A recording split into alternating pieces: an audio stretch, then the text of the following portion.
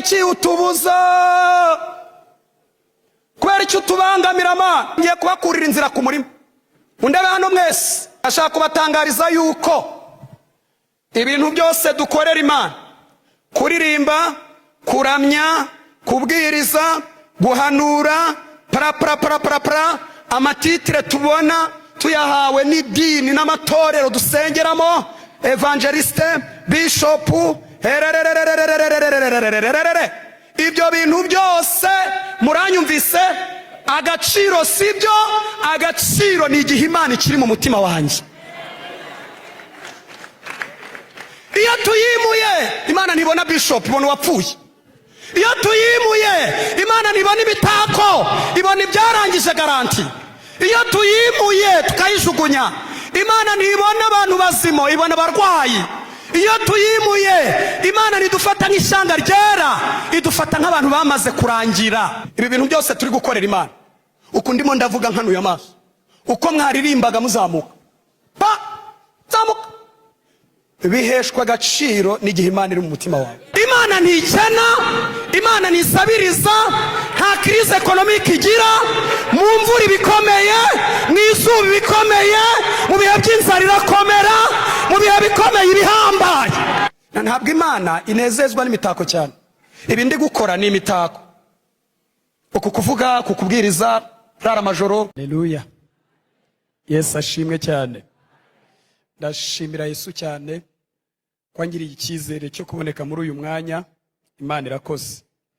Niriwe mu Gatenga, bampaye ntashyo muzakire mu izina rya Yesu. Ndagira ngo dusome ijambo ry'Imana twihuse mu gitabo cy'Abami cya mbere mu bice 5. Ngiye kwasoma imirongo 2 yonyine, 18 na 19. Ni wonyine ndi busome, mvuga iminota mikeya, twongere turirimbe, twongere twumve n'ibindi. Abami ba mbere bice 5, 18 na 19. Kuba tutaziranye, nitwa Yohani Paulo, ndi umukristo w'inyarugenge muri ADPR. Dusome mu izina rya Yesu. 18 aravuze ngo, ariko noneho Uwiteka Imana yanjye impaye ihumure impande zose, nta mubisha nta n'ibyago bikiriho, nuko ngambiriye kubakira izina ry'Uwiteka Imana yanjye inzu, nkuko Uwiteka yabwiye umukambwe wanjye Dawidi ati, umuhungu wawe nzashyira ku ngoma yawe mu cyimbo cyawe, niba uzubakira izina ryanjye inzu. Tuvuge ngo amen. Nibyo byarangiye. Murahari? Murahari? Ndashaka kuvuga vuba vuba. Murahari? Yesu ashimwe. Nzarimbisha inzu y'Uwiteka live concert. Ni naho ndakura n'inyigisho yanjye. Kuva navuka mu nda ya mama, kuva nitwanjye natangira kubwiriza, nibwo nahura n'intego isa gutya. Ariko nagize umugisha, umwuka wera aranganiriza. Kuko tutaratangira gutegura intego n'abantu batarabitekereza, umwuka wera yari yaratangiye gukora kera, azi n'intego zizabera mu itorero. Imana ihabwa icyubahiro. Amagambo dusomye arimo ikiganiro Salomo agiranye n'umwami w'Itiro witwa Hiramu. Amubwiyemo ibintu byinshi, ariko ndavugamo bikeya, mbabwira icyo ngambiriye kubabwira. Icya mbere, yabwiye umwami w'Itiro ko Imana yamuhaye ihumure impande zose. Si icya mbere? Icya kabiri, aramubwira ngo nta mubisha, kandi ubivuga aracyari mu isi, ni umwami w'igihugu. Turi kumwe? Icya gatatu, aramubwira ngo nta n'ibyago biriho. Iyo ukurikiranye aya magambo ukayashakisha, yashaka kumusobanurira ko ashaka kubakira Imana inzu, ariko nubwo yabikwepa, nubwo atabikora, nta rwitwazo afite, kuko Imana yakoze ibintu byose ngo ivaneho urwitwazo. Imana ihabwa icyubahiro. Hari amakuru mbafitiye. Namenye ko muri serivisi Imana igira, serivisi z'ubugiraneza, harimo kugira ibintu idukiza, kugira ngo idukize urwitwazo ko kuba tutakorera Imana yacu. Ndashaka kwihuta. Haleluya. Arangije rero, Imana imaze kuvanaho urwitwazo, yakoze ibintu bibiri. Mundebe hano mbivuge nihuse. Icya mbere, nuko yafashe gahunda yo kubakira Imana kandi arayubakira. Ni igitangaza. Imana idakena, Imana itagira ibibazo nk'ibyo tugira, umuntu agafata icyemezo cyo kuyubakira. Icya kabiri, ntiyubatse gusa, ahubwo yakoze n'icya kabiri cyitwa kurimbisha inzu y'Uwiteka. Kurimbisha harimo ijambo imirimbo, ndaza kubigarukaho. Reka mabwire, iyo usomye Bibiliya, mu isi hari ibitangaza bibiri byabaye. Igitangaza cya mbere cyabaye gikomeye, ni ukubona Imana igenda n'amaguru itembera muri karitsiye zo mu isi. Muvuga ngo ni igitangaza. Reka mbegere mbivuge neza. Kubona Imana itembera i Nazareti. Reka nkoresha amagambo twakumva mu Kinyarwanda, niba bararyaga ubugari, kubona Imana irimo irya ubugari. Nicyo gitangaza cya mbere cyabereye ku isi. Kubona Imana itembera i Nazareti, i Galilaya, igendagenda. Hari abantu bayimenye, abandi ntibayimenye, kuko ntiyari ifite ibishashagirana. Hashimwe Imana yatwimenyesheje. Biri mu bitangaza bikomeye byabaye muri iyi si kuva yabaho. Kubona Imana itembera muri karitsiye zo mu isi ni igitangaza. Reba nawe Imana yambaye umubiri itembera. Niba bararyaga ibijumba ikarya ibijumba, niba ari amafiriti n'Imana igatamira amafiriti. Ariko Imana aratangaye. Muzi iki Imana yabikoreye? Kwari ukugira ngo itwegereze serivisi zo guhabwa ubuzima muri yo. Hashimwe Imana yaduhaye ubuzima. Ntabwo nshaka kubitindaho kuko ari byo nashaka kwigisha. Igitangaza cya kabiri cyabaye ni ukuvuga ngo ugiye kubakira Imana inzu. Ni igitangaza. Kubakira Imana inzu. Imana igira ibintu bitatu abantu benshi batazi. Icya mbere Imana ifite, muranyumvise, hejuru y'Imana nta kindi kintu kihaba. Imana turi kumwe muri aya materaniro, hejuru yayo nta bundi bwami, nta zindi mbaraga, nta yandi maboko. Niyo Mana yonyine, hejuru yayo nta kindi kintu kihaba. Reba rero umuntu w'inyama n'amaraso avuga ngo agiye kubibakira inzu. Ni igitangaza. Ndaje mbibasobanurira. Ni igitangaza, nabisomye ndatungurwa. Icya kabiri Imana igira, Yesu ashimwe. Haleluya, haleluya, haleluya. Mwari muzi ko Imana itagira umukontabure? Nuwaguha imisatsi y'Imana warwara umutwe, nubwo warize CPA, ACCA, yama professional courses, warwara umutwe utarabasha kubarura imari y'Imana. Imana rero yanze kuruhanya, nta mukontabure igira, kuko hari ibyagaragaye turabimenya by'Imana, hari n'ibitaragaragara bikiri mu bubiko. Muranyumvise? Imana ntikena, Imana nisabiriza, nta crise economique igira, mu mvura ibikomeye, mu izuba ibikomeye, mu bihe by'inzara irakomera, mu bihe bikomeye ibihambaye.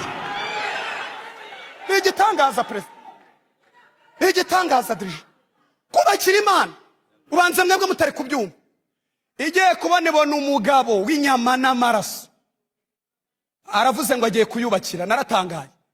Reka mabwire abakunda ubutumwa bwiza bw'ubuntu bw'Imana, hano habitsemo ubutumwa bw'ubuntu bw'Imana, kutwegereza serivisi, tukemererwa gukora ibintu Imana ibashije kwikorera kandi ku rwego ruturenze, ariko ikabyemera uko byabisa kose. Mushimira Imana. Kamvuga ibintu bikeya dusenga. Ni igitangaza kubakira Imana. Ni igitangaza. Ubundi mundebe hano hatazagira abantu babigisha nabi. Ntabwo Imana ikeneye inkunga zacu. Imana ishoboye kubwiriza, kandi ije kubwiriza nubwo yakwitwaza imbe bimwe. Wararumvise neza. Ntabwo ari nka korali Isezerano bavunitse baza, cyangwa korali, cyangwa Jean Paul. Imana nubwo yakwitwaza uruyuki rumwe, wayumva. Imana ishoboye, mundebe hano, ishoboye kwiyubakira. Yakubaka, ikongera ikubaka, ikongera ikubaka. Kugeza n'uyu munsi ubushakashatsi bwakozwe bwerekana ko tutazi naho Imana ituye. Mwamwe baravuga ngo ni mu ijuru, wamubaza uti ni hehe, yakwerekana mu kirere. Abahanga mu by'ikirere bateharani mu kirere aho imvura igwa. Imana irahambaye ku buryo, muranyumvise, mu bitangaza byabaye ni ukwemerera Salomo ngo ayubakire. Kandi ubona ko inyuma y'umurimo wa Salomo Imana yavuze ngo trebye, ndagushyigikiye nyubakira. Imana ihabwa icyubahiro. Nari mvuze ngo Imana ihabwa icyubahiro. Nari mvuze ngo Imana ihabwa icyubahiro. Hari serivisi Imana yatwemereye ishoboye. Njya mbiganiriza abakristo. Imana ishoboye kwiririmbira neza muri excellence n'ubuhanga. Ni nayo mpamvu mu ijuru mu ndirimbo tuzaririmba zigera muri 3. Hari ya Mose izabanza, amakode yayo, ibitero byayo bizafunguka mu Bisirayeli bizeye amategeko. Bazaririmba ariko ntizasoza. Hakurikiraho umwana w'intama w'Imana, ayishyiraho itorero natwe bifunguke tutarerepese turirimba. Nayo ntizasoza. Imana izahita ifata ijambo, izaririmba, iririmba, yongera iririmba. Imana ifite excellence, ifite ubuhanga. Nibyo mutarabona mundebe hano. Muri yo nimwe kumenya ubwenge, ubuhanga, design, creativity, innovation, ibihambaye, ibikomeye byahishwe. Iyo duhishuriyeho dutoya tubona ibingibi, ariko Imana yanahishura n'ibindi bikomeye. Urumva rero izi byiza bitari kuri urugero tuyubakire. Kubona rero Imana yatwemere ngo tuyubakire ni igitangaza. Ngiye gusoza. Muzi impamvu Imana yemerera abantu ngo bayubakire? Banarimbishe n'urusengero. Ndaje mbivuga mbabwira ibintu bakoresha barimbisha. Imana impamvu ibemerera ni ukugira ngo bagwe muri rya jambo rivuga ngo nimugera mu gihugu mukarya mugahaga. Nimugera mu gihugu, igihugu nitaho kuva mu ntangiriro z'umwaka nkageza mu iherezo. Ayo magambo mwarasomye ku Bisirayeli. Nimugera mu gihugu, igihugu nategetse ibikombe n'imisozi kunywa amazi y'imvura. Nimugera mu gihugu nkabaha ihumure ku banzi banyu bose. Hari akantu kamwe mbasabye, muzankorera. Kandi nimunkorera, Imana yise basezeranye ibintu bitanu izabaha. Muvuge ngo kurimbisha inzu, gukorera Imana, kubakira Imana, ntabwo ari ukwemeza Imana kuko ifite ibindi bihambaye. Ni ukugira ngo twegerane na serivisi Imana yabitse mu mabanga y'umurimo. Baranyumvise? Kamvugira hangane ho munyumva. Kurimbisha, zana amafoto, shushanya, barabara, amatara.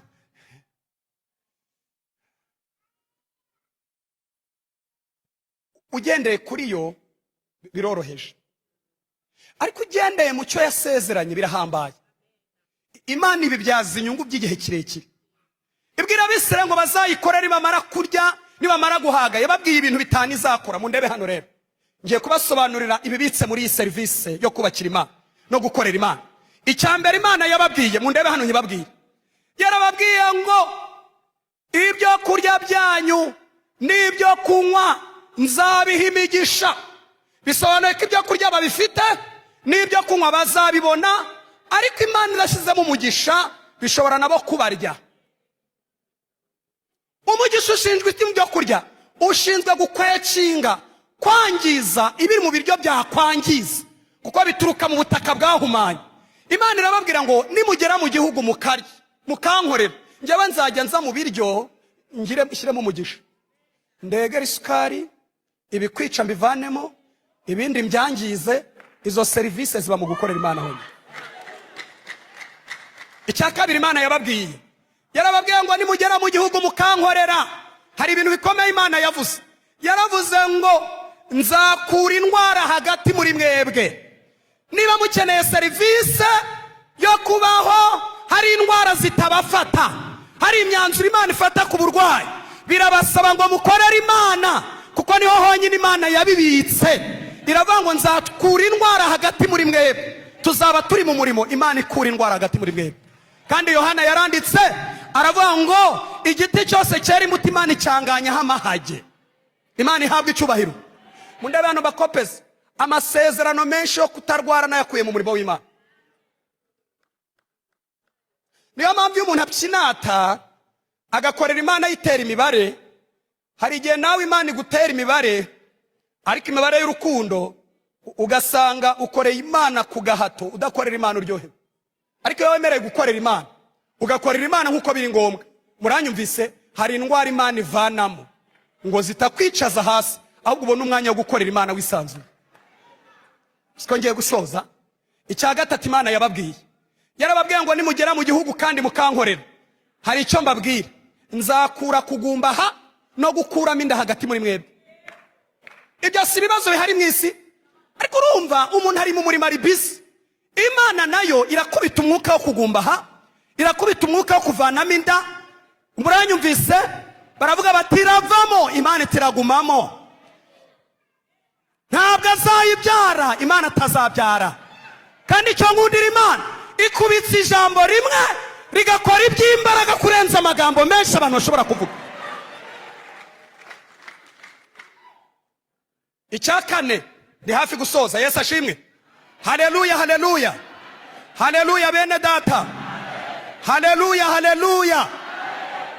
Imana yarababwiye ngo nimunkorera, mfite amavubi nabitse, ntibizasaba ko intambara muzirwana, ahubwo igihe muzamuri bizi mu murimo nzaba nohereje amavubi. Niba turi hano ari Imana yatuzanye koko, hari amavubi ari au contrôle à la maison. Yo mpamvu ntabwo hari amavubi agenda, hari amanama batagutumiramo ariko amavubi arahagera. Muranyumvise? Hari amanama y'akagambane batagutumiramo ariko amavubi arahagera. Amavubi agenda mu rugo arinda abana, kandi niyi ntambara ivugisha ubuhu Imana irayohereza, kuko turi busy, turi mu murimo w'Imana.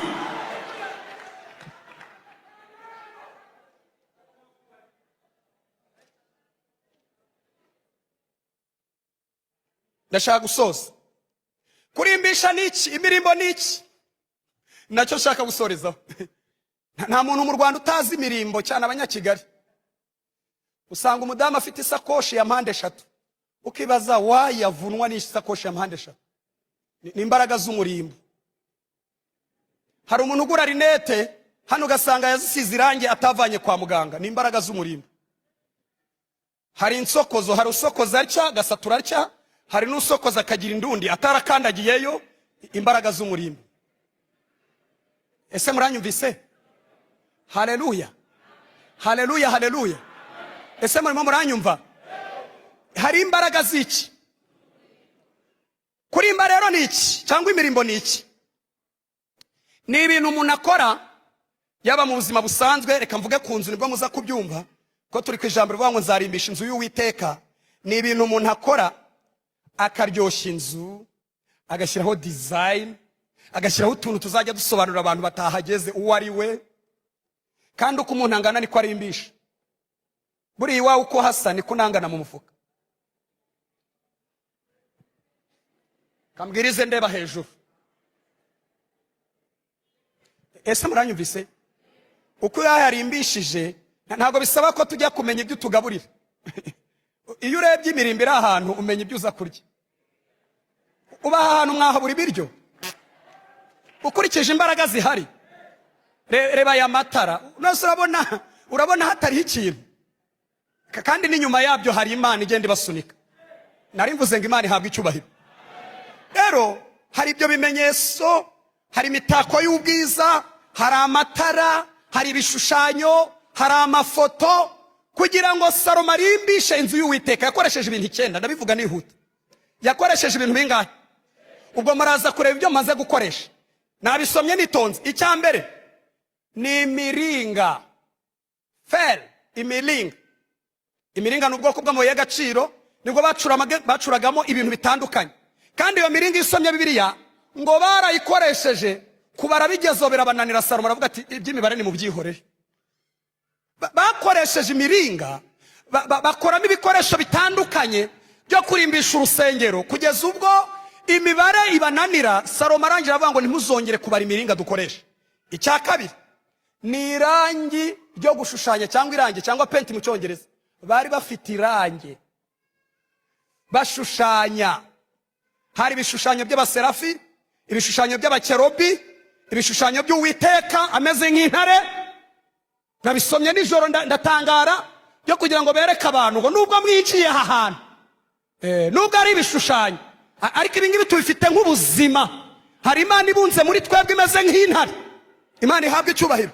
Ikindi bakoresheje zahabu, zahabu bari bayifite nyinshi bakoresheje.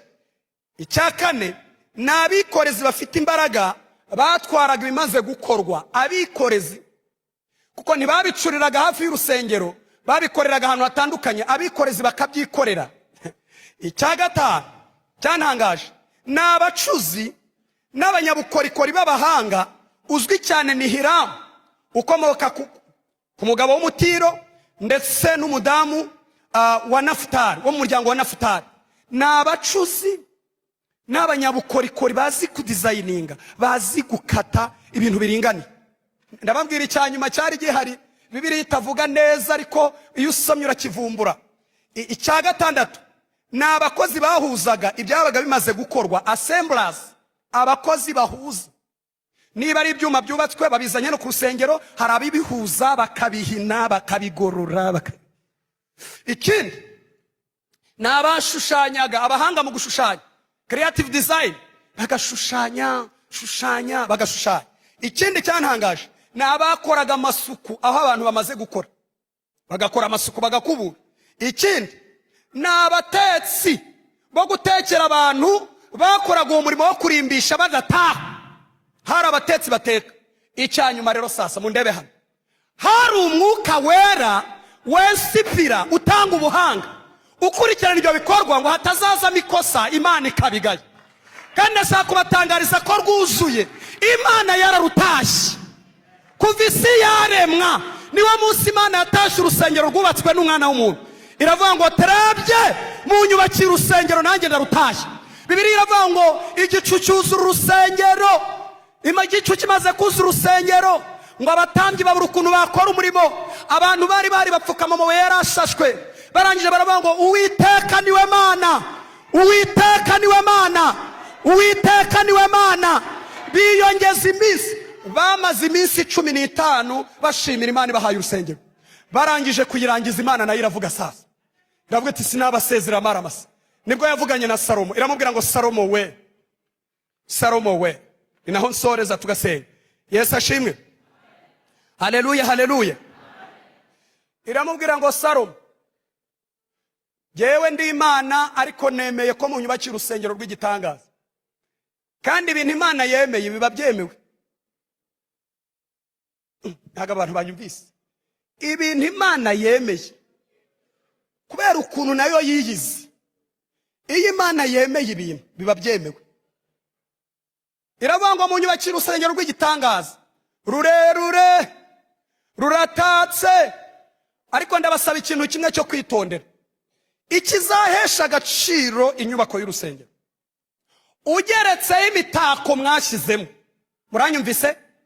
Nuko nzaguma mu mitima yanyu, nindamuka mvuye mu mitima yanyu mukanyimura, urusengero ruzatakaza agaciro, n'imirimbo izatakaza agaciro. Nzabijugunya bimva imbere, cyo bita mu Cyongereza rejection. Nzabijugunya. Uwahanyuze kera areba ubwiza bw'urusengero azahanyura avuga ngo mbese Imana aba bantu yabajijije iki? Ni nkaho bisobanuye ngo mundebe hano mbakopeze bantu b'Imana. Turimo tuvuga gutaka urusengero, ariko ndashaka kubakopeza ibanga rikomeye. Agaciro k'iyi mitako yose tugiye kuzakora, kuko Imana yamaze kubyemera, nubwo utabikora abandi bazabikora. Kuko nta muntu n'umwe wabura icyo azana. Ntago wabura no gukubura, ntiwabura no gutwaza abakora imitako, ntiwabura. Kandi ukurikije ubuzima bw'i Kigali tubamo, nta muntu w'i Kigali utagira amafaranga, uretse ko atangana. Ntabwo ayo mfite angana n'ayawe, ariko nta muntu w'i Kigali atagira amafaranga. Bwira mwene so ngo ibyo bintu urabyumvishe. Ariko ntuwagira gutya njye nta mafaranga agira. Wabe Kigali nta mafaranga ugira. Utega na amafaranga, ibitunguru na amafaranga, inyanya na amafaranga. Nta muntu w'i Kigali utagira amafaranga. Hawubaho, uretse ko atangana. Ayanjye nangana na Jean Pierre, ntabwo bingana. Ariko umuntu wese w'i Kigali agira iki? Ntabwo wabura ikintu ukora rero mu kurimbisha. Wanaza ugafasha abarimbisha, ukabakuburira, ukabatekera n'ibizo services zihaba. Muranyumvise? Warangiza ukabikora. Ariko icyantunguye nuko Imana ivuze yuko ibyo bintu byose, urusengero twubatse n'imitako dushyizemo, bizaheshwa agaciro nuko Imana iguma mu mitima yacu. Uko nsoje mu yandi magambo, ibi bintu byose turi gukorera Imana, uko ndimo ndavuga nkanuye amaso, uko mwaririmbaga muzamuka zamuka, biheshwa agaciro n'igihe Imana iri mu mutima wawe. iyo yavuyemo mu ijoro bayifata nka rejection, nk'ibintu byataye garanti. Kugira ngo nsoze dusenga kandi ngiye gusoza. Haleluya, haleluya bene data. Reka mvuga ikintu gikomeye.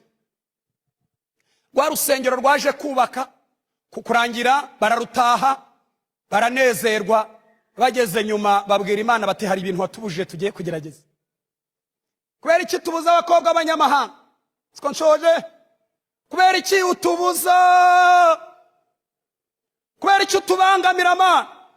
Imana itangira kubatuma abantu ziravuga iti mwakwitonze ko nabakunze, mukiri abana, imvi ko zizarinda ziburuyenzi nyibahetse mwanyemereye.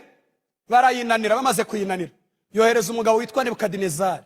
Yararushe, araruritura izahabu bayivanamo ifeza, bayivanamo ibyuma, barabimenagura, ibintu byose babikuramo. Mundebe hano mfite ubwoba, turimo turubaka ahantu hose hari inyubako kandi ni byiza, tugomba kubaka, tugomba kurimbisha, ariko Imana nitaguma mu mitima yacu bizatakaza agaciro. Ikibanza Imana ishaka ni wowe, ni umutima wawe. Imana idufashe mu izina rya Yesu. Haleluya, haleluya. Nidutakaza Imana mu mitima yacu, abantu bazahinduka iciro ry'imigani, ibintu bizasigara nta gaciro bifite. Nsoze mbaganiriza ikintu mutari muzi. Amatorero yose avugwa mu byahishuwe, abahanga mujya muyasoma muri hano, Abefeso, Simuruna, ari amatorero yose yarari muri Aziya ntoya, ahantu yarari baharagira intama. Muri za Turukiya, ahantu amatorero ariya yose mubona afite igishushanyo shushanya mu buryo bw'umwuka ku itorero, ahantu yarari baharagira intama yarasenyutse. Ngo abe wamenya ngo abantu bigeze kuharamiriza. Kubera iki? Abantu bavanye Imana mu mitima barayijugunya. Ntabwo Imana inezezwa n'imitako cyane. Ibi ndi gukora ni imitako, uku kuvuga, kukubwiriza, rara amajoro ni imitako impuzana serivisi zo guhabwa umugisha n'Imana. Uyu murimo mwajemo ni imitako, ariko icyo Imana ikeneye kuri Jean Paul nuko ibituye muri ngewe. Kandi haleluya, Imana ifite gahunda yo kugendera muri twebwe, igakorera muri twebwe, ikavugira muri twebwe, igakomeza kutubera Imana, natwe tukayibera ubwoko bwera. Imana ihabwa icyubahiro. Ngiye kubakopeza, ngiye kubakurira inzira ku murimo. Undebe hano mwese, umuntu wese n'uwari usinzire mumubwira ndebe. Ndashaka kubatangariza yuko ibintu byose dukorera Imana, kuririmba, kuramya, kubwiriza, guhanura, para amatitire tubona tuyahawe n'idini n'amatorero dusengeramo, evangeliste, bishop, ibyo bintu byose muranyumvise, agaciro sibyo. Agaciro ni igihe Imana ikiri mu mutima wanjye. Iyo tuyimuye Imana ntibona bishop, ibona wapfuye. Iyo tuyimuye Imana ntibona ibitako, ibona ibyarangije garanti. Iyo tuyimuye tukayijugunya Imana ntibona abantu bazimo, ibona abarwayi. Iyo tuyimuye Imana ntidufata nk'ishyanga ryera, idufata nk'abantu bamaze kurangira. Ariko iyo tugumishijemo Imana, haleluya, Imana inezererwa umurimo twakoze, ikaduha umugisha, ikanatwongera. Ngiye gutanga itangazo pasiteri, nsoze undebe hano mbahitangazo. Ntimubona uyu murimo wose muri gukora? Nimugumana Imana mu mitima, ntabwo izabaho umugisha w'uyu munsi gusa. Uko ibyibutse, uko itembereye, uri wawe mu rugo wicaye, mushumba yicaye ari kunywa ka cyayi, izajya ivuga iti hari umunsi yatangaga amatangazo, ivuga atari ku bungu bari hera, kuko Imana izahari ihita imusanga mu rugo. Mu isi y'umwuka niko Imana izajya ibigenza, ivuga iti nibutse uko wankoreye umurimo, ntiwasenze, nta muhanuzi uri wawe, ihita ikongera kandi kandi. Nukuvuga uyu murimo nuraduhesha umugisha w'uyu munsi, nitugumana n'Imana uzaduhesha umugisha w'ejo, ndetse Imana izakora transfer no ku bana bacu. Ntabwo bizarangirira kuri twebwe, n'abana bacu bazawuryaho, n'abadukomokaho bazawuryaho. Imana izakora transfer y'amasezerano.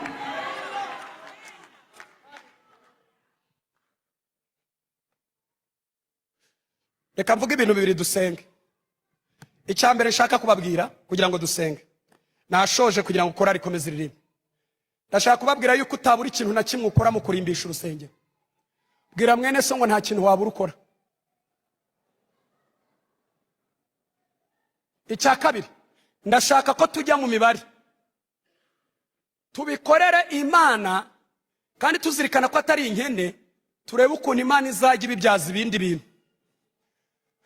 Niba mushaka ihame ry'uburyo Imana igiye kubyaza ibyo twakoze ibindi bintu, tubikorere Imana, turebe Imana izagenda ibibyaza ibindi bintu.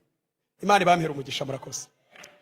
Ndagira ngo duhamagare mushumba aze tugiye gusenga Imana. Mwanyemere muhaguruka nkasenga isengesho rigufi, nkatama ijambo mushumba tugasenga. Imana igume mu mitima, niko gaciro ka byose. Mana turagushimiye, mu bitangaza bikomeye ni ukubona abantu bafashe icyemezo bari kukubakira.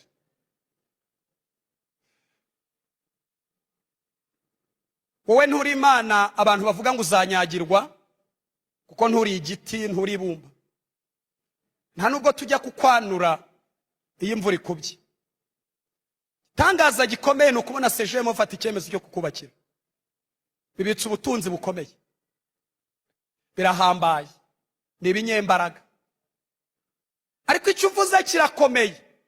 Uravuze ngo nibangumana mu mitima, nubwo bakora uyu murimo ukarangira, uko ubyibutse, uko birebye, kuko Imana idakiranirwa ngo yibagirwe imirimo myiza twakoze n'urukundo twerekanye ko dukunze izina ryayo, uzajya ubibyaza ibindi bintu tutazi. Ushobora kuzabibyaza uburinzi, ushobora kuzabibyaza kurinda abana, ushobora kuzabibyaza kubaha ubwenge, ushobora kuzabibyaza imbaraga ziturinda, ushobora kuzabibyaza gutanga akazi, ushobora kuzabibyaza kuturinda indwara, ushobora kuzabibyaza kubana natwe ku maseta, ushobora kuzabibyaza kuturindira mu muhanda. Iri teraniro rihe guhishurirwa, rihe guhishurirwa, abantu bave mu bitekerezo byo munsi y'ubutayu bwa Sahara, ahubwo dukora uyu murimo nk'abikorera, kandi Imana ituye mu buzima bwacu. Ndasengera umuntu wese wazanye umutima mwana wamaze gusohoka mu buzima bwe, ngo Imana imugenderere, Umwuka Wera akora umurimo muri we, kandi ntacike intege, ntananirwe, ahubwo yongera agaruke kuko agaciro nuko utura mu buzima bwacu. Tugukomeye amashyi tugushimira mu izina rya Yesu, amen.